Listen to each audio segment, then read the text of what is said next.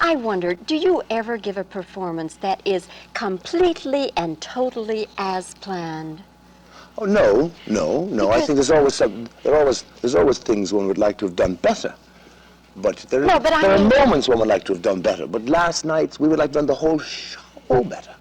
But you are a spontaneous performer. That's what I'm getting at. You like to just suddenly do something that hadn't been thought of before, don't you? Ah, yes, but you know that, wasn't it Bernard Shaw said that comedy is a serious business? I think it was Bernard Shaw.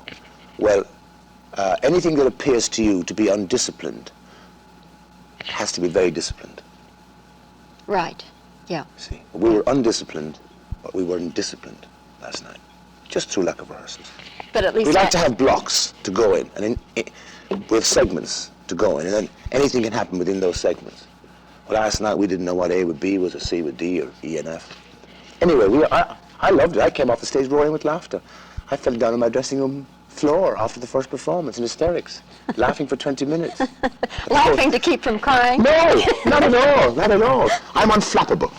And Terry James, Terry James referred to in the paper as a musical conductor. He's not at all that. Terry James never conducted any kind of modern pop music in his life. Terry James conducted the London Symphony Orchestra. Did he really? And he's conducted Wagner and Beethoven, Bach, Delius. But since he wrote the music for that album... Yes, let's hold that up there. Jonathan Livingston. May I tilt it forward so we don't... Since he wrote the music for Jonathan Livingston Seagull, and he wrote a lot of the sort of classical music for my poems, and he wrote the classical music for Shakespeare, and I thought, I asked him, would he come with us and to MD, but he's not really he's not a MD, he's far above that. Yes. I want to ask you, as long as we're talking about Jonathan Livingston and Seagull and your album, how come you didn't use the Neil Diamond music from the movie? Now, 1 second now, let's get this quite clear. That album has got nothing to do with the movie. Oh, all right. This is independent. This is my independent reading and independent music. It has nothing to do with Neil Diamond or the film that's out. Okay. That is the number 27 in the charts, and we've done 700,000 copies, and we already have a gold disc. That's more. I'm so proud of this. These are poems since 1939 to 1972. I'm so thrilled. That's the biggest, honest to God, that's the biggest moment in my career. Having that book of poems published, yeah. Yes. Better than anything I've ever performed, or the gold discs I've got, or the awards for acting, anything. That's the most memorable moment in my life, to see that. Do you want to read one of them, Richard? Oh, okay. It's up to you. Well, have you we time? Have time. You were saying 5 time. minutes, 10 minutes ago. No, we have time. Are we out of film already, Shane? No, we're not out of film. Well, what do you want? It's up to you, love. Whatever. I'll read something very short, because I won't. I'll read one here called. Oh no, not that. Where's yesterday? Keep on talking. All right. You read some in the show that were written when you were 12. Is that the first poetry you wrote when you were 12 years old? Yes. It was very sophisticated poetry for a 12-year-old. I was very clever when I was 12. Well, we know you're precocious and very talented. We had no argument. I'll read your poem. All right. This was written in 1952. It's quite simple.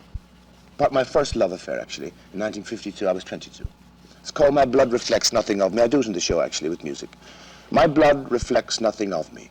It reflects beer, whiskey, Guinness, lack of passion, or passion held by Catholic beads. It moves in circles through my tree, unrooted to my earth, each drop in siege and careless in having no relationship to my body. But when I bleed, it belongs to her, and only then is it a part of me. There you are, quite simple. Beautiful. Thank you. Beautiful, yes. We'll come back to the show again now when we get it put together. The Irish what? No, I was just going to say that the Irish people, and I've been to Ireland several times, are so poetic. Just everybody is poetic. You know, a common, I don't like to say common laborer, but let's say a laborer, or just anybody has a beautiful poetic way with words. Is it that it's just part of your bringing up? Well, I think, first of all, you see, one of the great secrets years ago, which we're beginning to lose now, was that people had to entertain themselves and entertain each other. That was before the advent of television.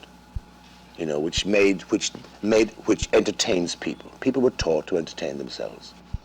So they learned the art of telling stories, and of reading poetry and writing poetry. And see, television hasn't become, in the rural parts of Ireland, is not really installed at all. So they still have to rely upon that. Yes, that but means of other entertainment. nations, Richard, have that same quality, and they're not poetic. How do you mean the same quality? Well, I mean, Maybe they they had have the television. same thing where they didn't have television and they had to tell stories and all, but the Irish do it better than just about any culture I know. Well, I think probably because they're speaking through a second language. I think that the places in the west of Ireland, for instance, probably still think in Irish, subconsciously think in Irish, and then they have to translate into English as they speak. The Irish language is very, very poetic. Do you still speak Gaelic? Well, I can understand a bit of it. I must say that I've been neglectful since I left, so I've rather lost quite a bit of it. If you were going to give us a closing parting wish in Gaelic, what would you say, Richard? Oh, I don't know. Well, say it in English then. Come to my show. It'll be better.